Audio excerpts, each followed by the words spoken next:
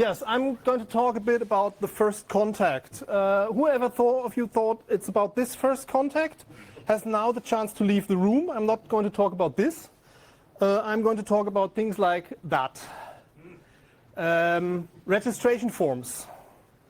Why the first contact? Well, your registration form or your order form actually is the first contact a possible customer has with your website. Well, they're on the website before, aren't they? But to be honest, everything else, everything before that is just advertisement.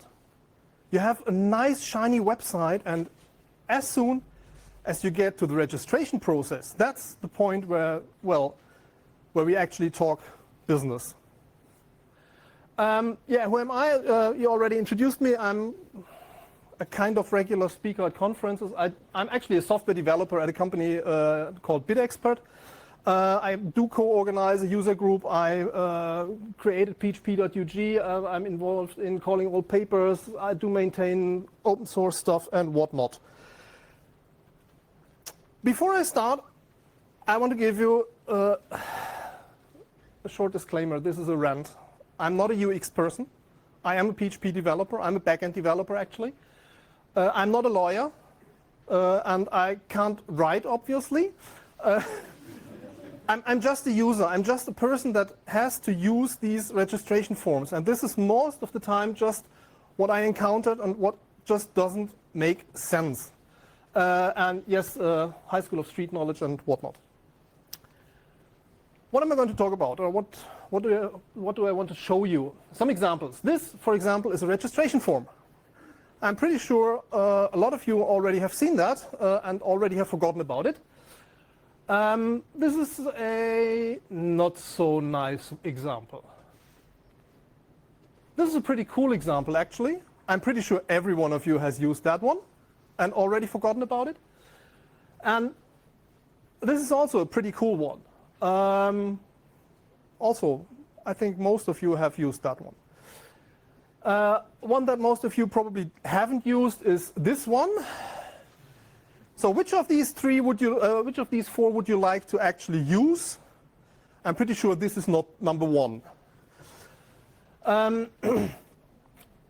short side note, I'm pretty sure there will be some questions. The times I did this talk before, it happened that from these questions there was a very great discussion evolving, but that would just kill the time limit we have here. So please talk to me afterwards, and then we have a great discussion about that.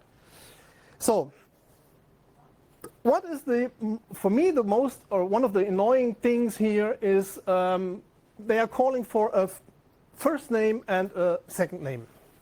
So let's start with names. Who of you has ever thought about names? I'm pretty sure most of you do a name field or do something like this when they have to question a name from a person. Give me your given name, give me your family name. Who hasn't? Well, okay. So for my name, that is pretty easy. First, given name is Andreas, family name is Heigl. Perfect, yeah, cool. What about this person? This is Professor Dr. H.C. Meinrad Wolfgang Fürst zu Erbach-Fürstenau. Well, this professor is actually part of the name, but it's not the given name. So the given name would be, well, Meinrad Wolfgang. Okay, that would fit. And the family name would be, yeah, well, actually it's just Erbach-Fürstenau. So this person would have to butcher his name just for your form. Okay, but not really nice. What about this person? Or this person? Who of you knows the upper one? Björk Gudmundsdottir. That is not it is a second name, but it's not a family name. Gudmundsdottir is father's name. Also bin Osman. Bin Osman means I'm Isa, the son of Osman. The one above is I'm Björk, the daughter of Gudmund. So this Gudmundsdottir and bin Osman is not a family name. It's well, something else. Okay, so let's do it a different way. Let's say first name, last name. That's okay. That should work, shouldn't it? Well, okay. No. This is a common name in Saudi Arabia, in Muslim countries. It's I'm Abu, father of Muhammad, the beautiful, son of Abdulaziz, the Palestinian. Okay, so which part do we fit where? Or what about this lady, Madurai Mani Iya? In this case, Madurai is actually the village that woman comes from. Mani is actually the name of the person, the given name, and Iya is the caste name. That's a typical Indian name. Doesn't fit. And what about this one? Who of you knows that person? I'm pretty sure most of you know. That's the writing, this writing is pronounced Mao Zedong. So in this case, we have a first name, which is Mao. But actually, Mao is the family name. So if you put that into first name, you don't get what you want. Which brings me to exactly that. What do we actually want? First, what do we take from that? There might be no family name. There might be no middle initial, looking at those American people. And the main question is it actually necessary to know how that name is split up? Do we need that? And if so, why? So instead, why do we not just use one field? Please give me your name. And then you can put in whatever you want. And yes, that might be long input. There is this wonderful sketch from Monty Python with this Gumbo Poddy whatever Bahnwagenfahrer of Ulm, which is a name of, I don't know, 1,000 characters or something like that. Yes, it is a sketch, but still, there might be long input. And there might also be non-ASCII input, whether that's just German umlauts or French accents, or, well, Mao Zedong, Chinese names. So if you have Chinese names, you might perhaps want to use a transcription field if you need to know how the name is pronounced or transcribed into our language or the language that you are using. And please also clearly label your fields, which means, for example, use something like previous name instead of maiden name. It's not only women that change their name. And I'm not the only one thinking about that. Actually, the World Wide Web Consortium thought about that, and that's where I took all that stuff from.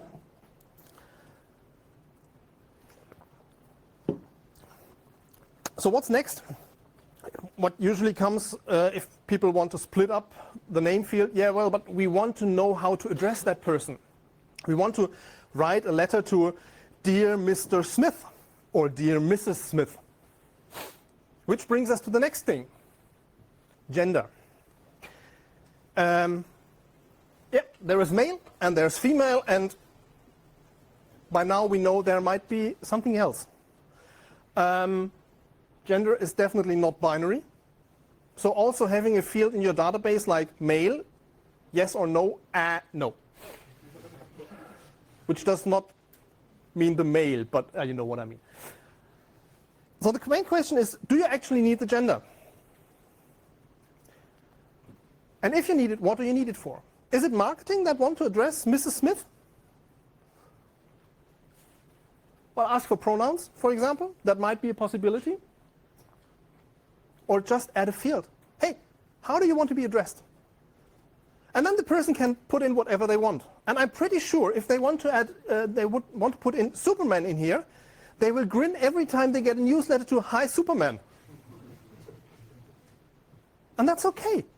You don't need that, actually. Also, have a look here. Okay, so we have a gender, we have a name.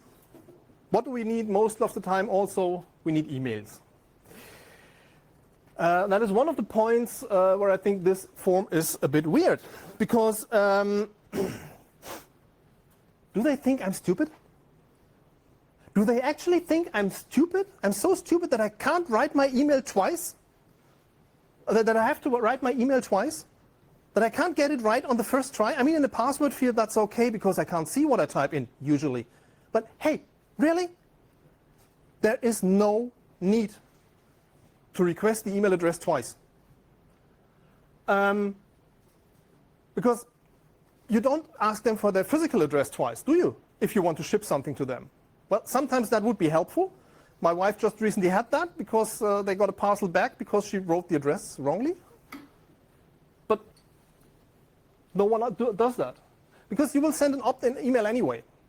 There is no other way around, at least in Europe by now. And people will notice whether they entered the wrong email address or not. Well, now you might say, of course, allow the people to change the email address. Now you might say, yeah, well, but what when during the registration process that doesn't work, and that's far too complicated to have the possibility to change the email address during that? Well, actually, no, it's not. Just a few days ago, I had to register for OpenCage data, and of course, I entered the email address and clicked on the button and was like, hey, that's cool. That's really nice. Please check the link in the email we've sent to, yes, the email address. And you did not receive the email? Well, then either resend it because whatever, gray listing and stuff like that, or change the email address because you suddenly realize, one F too much or too less or whatever. That's a cool way. And you definitely don't need to think or to give the customer the impression that you think they are stupid. They will realize here. And one of the things I notice that doesn't count for these things, but when you have a contact form on your website and or you have an order and you request an email address, please always send a copy of what you are sending via email also to the user. Nothing is worse than writing a well-crafted message into a contact form and hitting send and gone. Yes, the addressee gets whatever you wanted, but you don't know what you wrote after a week. So keep that in mind. There is also some reference to that, whatever. Okay, I think we've addressed almost all the important things, but then a few things creep up very regularly. One of these is dates. Yes, I'm very fond of dates. I'm not going to talk about that. Don't worry. There is an RFC, and I'm going to leave it there. If you request a date, try to make it RFC compatible, or at least store it in that way. If you order it from the least precise to the most precise, it is very easy to understand. So that means year, month, day, hour, minute, second. You can, for the date, you can do it the other way around as well. It works also. So that means date, a day, month, and year. Please do not mix up month, day, year, which is completely nonsense. But if you request a date, please make sure that you tell me what you expect me to insert. If you request it to be month, day, year, please tell me so in advance. And the best thing is use input type equals date. There is a form field for that, so use it. Or if you can't use that, use a date shim or whatever, date picker, whatnot. And then we come to validation. Please, please, please validate fault tolerant. Even though you told me to insert dd.mm.yyyy, I might enter 1.12.2001. And that is not wrong. I just skipped the initial 0. I'm sorry about that. But that still is a valid date, and you know what I meant. So please do not give me that as an error. But the main question is, what do you need a date for anyway?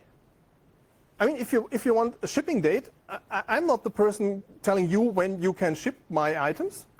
Usually not. So something like ASAP is okay. But most of the times, it's about birthdays. People want your birthday, my birthday. What do they need it for? Do they want to send me a birthday email? Well, interesting idea, but we come to that later. But most of the time, it's for age verification. Well, who of you has, in their whole life, never ever faked a birthday? Thank you very much. You get the picture, yes? So why not add something like this? Just a checkbox. Yes, I am legally entitled to buy beer, because that is what you're talking about. Otherwise, you have to do the maths. And this is a very, very weird thing. I haven't seen that anywhere so far. But I mean, we are using checkboxes in, yes, I've read the terms and conditions. So why not this? If that doesn't work, as I said, I'm not a lawyer. If that doesn't work, there are enough other ways to verify your an age by using a personal ID card or bank accounts or whatever.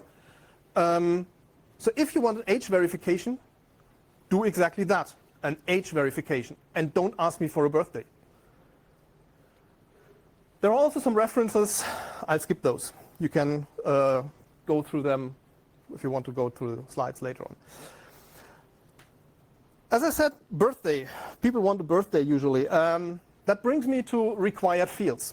Which fields are required? A required field is a field that you need to actually provide your requested service. So if you want the birthday for the marketing to send you an email address, an email on your birthday, that's usually not the service you are providing. So everything that you do not explicitly need should not be a required field. And if you have required fields, clearly mark them as such. An asterisk is by now a de facto standard. You can do something else, put in brackets required, whatever you want, but please label them clearly. I'll show you later why. References, I didn't put up links. It's either legal regulations, what you need, or it's GDPR, which means don't ask too much. That is a very low-level explanation. I just don't want to get into detail here because that is a never-ending story. But as soon as we have this thing with the required fields, we come to error messages. Error messages. Nice, funny thing. An error message tells me that something went wrong. It should tell me what went wrong. And it should also tell me what I can do against it, or whether I can do something against it. In API design, if you return a 500 error, that means, I'm quite sorry, I fucked up, but you as a user can't do anything about it. Fine, I know what's going on. I can't do anything, might not even be my problem. I'll give you an example. I tried to enter this talk for another conference. Which one was it? Oh, PHP Serbia, I think. And I entered the stuff in there, perfect, everything's fine, submit my talk, yes, I'm ready to go. No, I'm not.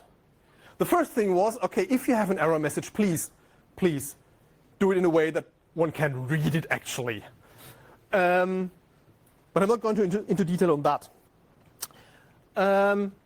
Okay, there was an error. I corrected that error. I was told here, and then I hit submit again, and I got another error. What the hell? Really? Please present all errors at once. I don't want to fix one error just to be reminded, oh, and you fucked up here as well. Oh, and here as well. And oh, there as well. You know what? I'm going to buy somewhere else. So please present all the errors at once, and also please present them where they can be fixed. Makes it much easier for the user. Just around a red border around the field here. This is the problematic field. Please do this to fix that problem, and provide end-user compatible messages. The regex blast off, whatnot, slash, did not match. Yes, that's technically perfectly correct. But as a user, well, okay, I can understand it probably, but most of the users can't. So use end-user compatible error messages. And also provide actionable error messages. You fucked up, yes, I know that. What can I do against it? Like, this is not the correct date format. Okay, I get that. What can I do to fix that? Oh, I have to add a 0 in front of it. So tell me that. And the interesting thing was, I was looking for references for these error message things, and I came over a blog from 2008, that is 10 years ago, that mentioned all these things. So nothing has changed. Please, please start.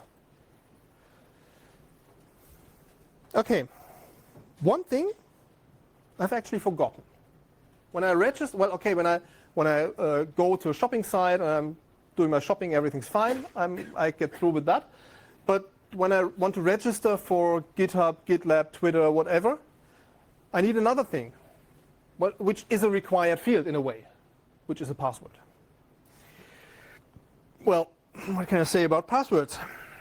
The easiest thing about passwords is try to avoid them. Not from a user perspective, but from your perspective. Because what you don't have, you can't lose. As easy as that.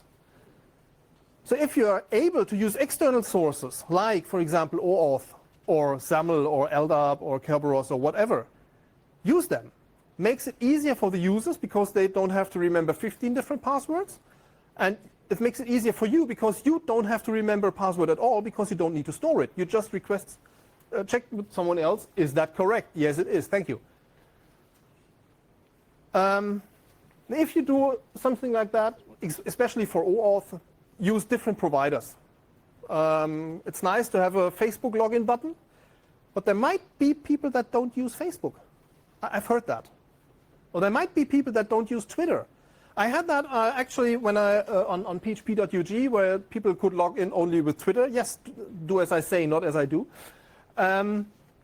And someone contacted me from China, and they said, yeah, that's nice, but we can't log in because we don't have Twitter here. I was like, oh, interesting. Okay, so I should do something against that. And then I introduced GitHub login as well. So use different providers to make it easier for people. And if you have to do passwords, don't roll your own crypto. And so far, I didn't say a word about PHP. Now I'm going to say something about PHP. Because, of course, we always hash passwords. And if so, we use the password hashing API in PHP, don't we? We do, yes. And of course, avoid leaking passwords in clear text. Yes, of course, we can't leak passwords in clear text because we only store the hashed value. That is correct, but think about the user enters the password, and then the password gets transferred in clear text to your server. Well, encrypted by HTTPS, but still within that tunnel, it's in clear text. So your scripts get the password in clear text, and within your script, it's still possible to actually leak that password by weird mechanisms that I encountered in Magento, where you can hook into any function you want, and you can do anything with the input that comes into that function. Oh, interesting. I write a plugin that everyone needs, like, what was that? What was that NPM package? Left pad, exactly. That everyone needs on their Magento side, and suddenly I have all the passwords. Awesome. Think about stuff like that. And if you have passwords, don't force passwords requirements apart from a minimum length. What? I give you something later. If people put in their password, show them some information about password quality. There are enough libraries around there. Encourage users to use a passphrase. So not just the 8 characters or 9 characters. Encourage them to use something longer, which is much easier to remember. and allow them to use password managers. Never, ever limit the password length. If you limit the password length, I have to think that you are storing my password in clear text. Because otherwise, when you are hashing my password, it has a fixed password length no matter whether I enter 100 characters or 5. So if you require just between 8 and 16 characters of a password, oh, you're storing that in varchar 16, thank you. And also, for company stuff, there's always this nice thing like, oh, you have to renew your password every 2 months. Ditch that. Because what's going to happen is either the passwords will be, well, they have a scheme, so you can guess the password, or the password will be on a post-it somewhere. Have a look at the monitor, have a look under the placemat, or have a look in the drawer. So don't do that. And I'm not the only one saying that. You'll see that. And we probably all know this one, this XKCD. This Troubadour N3 is extremely hard to remember, at least for me. If it's easy to remember for you, that's fine. But it's very easy to crack, actually. But the correct horse battery staple, which is rather long, it only has characters. It only has lowercase characters. But that's much, much, much harder to guess for a computer. But it's much easier to remember for me as a person. Keep that in mind when you do some stuff with passwords. Some resources, the National Institute of Standards and Technology, which is the advisor to the NSA, for example, says exactly the stuff I've told you. The National Cybersecurity Center, which is the people advising the MI6, do say that. Have a look at Have I Been Pawned? There are some libraries, some packages that you can even include in your password creation mechanism. So if someone enters a new password, you can verify whether that password is also has already been pawned and can tell the user, you probably should use something else. Think about stuff like that. And having said people want to use a password manager, I have to tell you something about copy and paste. I think it's only one thing I have to tell you. Thou shalt not disable copy and paste, especially not on password fields. Because I want to paste them in, because I want to have secure passwords. And everyone who says, yeah, but when you can paste them in, then there might be a tracker that might be able to grab them from that field. Yeah, if you have a grabber on that computer, you have a completely different problem. And that is not yours. Yeah. Also, the National Cybersecurity Center has a nice article on exactly that, which I linked there. So, but people tend, of course, to forget their passwords. Happens. So what do most people use? They have a security question. Well, interesting thing. Try to avoid them. And if you need them, I mean, if it's a small company and you have 1 or 2 people per year doing that, hey, let them phone you. It's cheaper than to develop all that stuff behind it. If you have to use them, don't use predefined questions. Make up your own set of questions, or let the people think of questions. Because otherwise, well, one of those security questions is what car you learned to drive on. People are happily answering these things on Facebook, on Twitter, on whatever, or something like that. What was the name of your first pet? So thanks, social media. I know all the passwords. No, I don't know all the passwords, but you get the picture. Security questions are a backup password that is easier to remember than a password, which is kind of doesn't make sense. Well, Krebs and Security wrote something about that. Have fun. And then, of course, we don't want bots, so we have to have a captcha, don't we?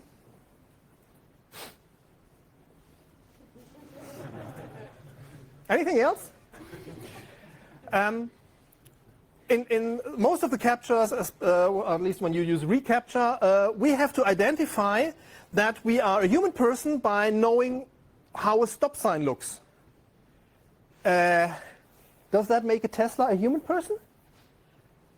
Or any other automated driving car? So CAPTCHAs are just ugly. They are not really nice looking. They are hard to read. And they discriminate users with disabilities.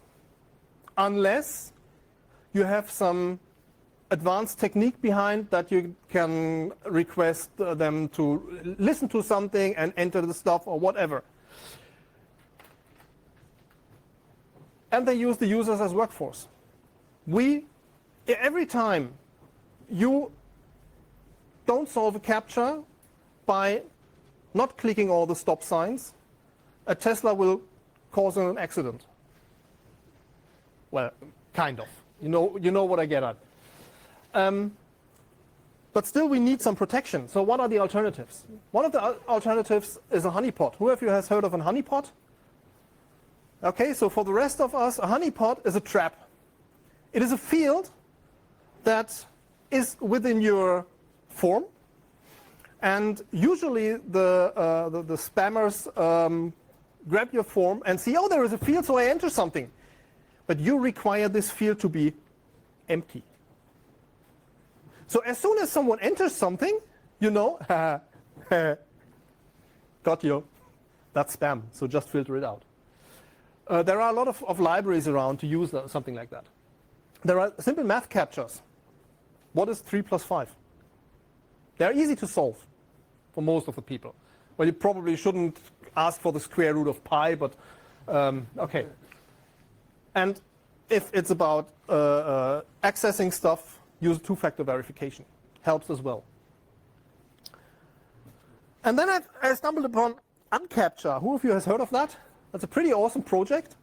They actually automatically solve reCAPTCHA by requesting the audible version of the CAPTCHA, which comes from Google, feeding that to the Google KI to solve that, so they get back from Google what they have to type in there. Awesome project. I really like that. Yes, that's it. Any questions? Let's talk in the hallway. Short one? With third parties, I often don't remember which third party I use. Like you have Google and you have GitHub, and then try to use only once a year. How do you solve that? Which brings us to an interesting thing. Guys, can we repeat the question? Yeah, sorry. There was no sign. Was there a sign? The question was how to solve the problem that we don't remember which third-party authentication service we used for a certain website. So I can log in via Twitter, GitHub, whatnot. Which one did I use here? Was it Twitter or was it GitHub? Oh, damn it. One of the things I've seen so far was pretty interesting, which required you to use the same username on Twitter and GitHub. But the idea is you distinguish between a login and a user account. So you can have multiple logins for one user account. And then it was like, oh, could it be that we have that you have login from Twitter, and then please verify that you logged in via Twitter, and then yeah, okay, that's the same, and then you can log in via GitHub or Twitter in future times. So that would be a possibility. Isn't that security protocol? No, if you have to log in via Twitter afterwards, it's not. Of course, otherwise it would be, yes. Oh, thank you, we got your name. Is it possible that you are this person? Nope. Probably not the best idea. Yeah, if you don't have any other questions now, thank you very much.